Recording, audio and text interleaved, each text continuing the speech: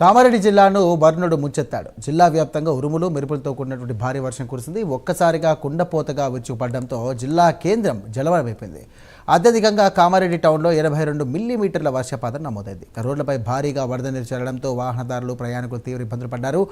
లోతట్టు ప్రాంతాలన్నీ కూడా చెరువులను తలపిస్తున్నాయి.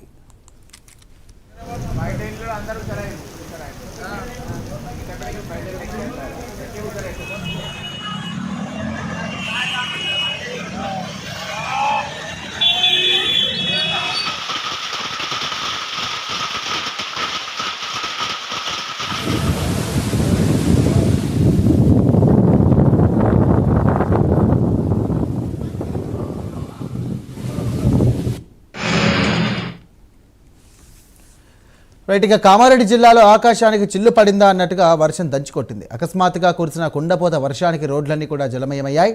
కామారెడ్డి ప్రధాన బస్టాండ్లోకి భారీగా వరద నీరు వచ్చి చేరింది. మోకాళ్ళతో నీటిలో ప్రయాణికులు తీవ్ర అవస్థలు పడ్డారు. ప్రజలెవరూ ఇళ్ల నుండి బయటకు రాలేని పరిస్థితి నెలకొంది. ఈ వర్షం సామాన్య ప్రజలనే కాదు, ఇటు అన్నదాతలను కూడా నిలువున ముంచేసింది. జిల్లాలోని సదాశివనగర్, బిక్నూర్, అలాగే గాంధారి, అడ్లూరు, ఎల్లారెడ్డి మండలాల్లోని ప్రభుత్వ వడ్ల కొనుగోలు కేంద్రాల్లో రైతులు ఆరబోసిన వరి కుప్పలు భారీ వర్షానికి తడిసి ముద్దయ్యాయి. ఎక్కువ